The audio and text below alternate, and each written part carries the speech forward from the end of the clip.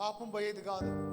మళ్ళా పాపం చేసేవాళ్ళు మళ్ళా సంవత్సరం రాగానే బలు అర్పించేవాళ్ళు. ఇది నిజమైన క్షమాపణ కాదు, పాపాన్ని తీసివేసేది కాదు. అందుకొరకు ఆ దేవాది దేవుడే శరీరధారిగా ఈ లోకంలో జన్మించి మన పాపములన్నీ కూడా ఆయన పైన మొప్పుకొని, ఆయన చూడండి, క్రీస్తు కూడా అనేకుల పాపములను భరించాడట మన పాపాలని. హల్లెలూయా. ఆయన భరించింది కాబట్టి ఆయన దగ్గర మన యొక్క పాపానికి క్షమాపణ కలుగుతుంది.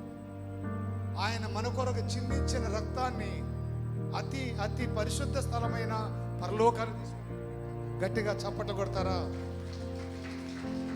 పరలోకానికి తీసుకెళ్ళిండట. ఆ రక్తాన్ని పరలోకానికి తీసుకెళ్ళి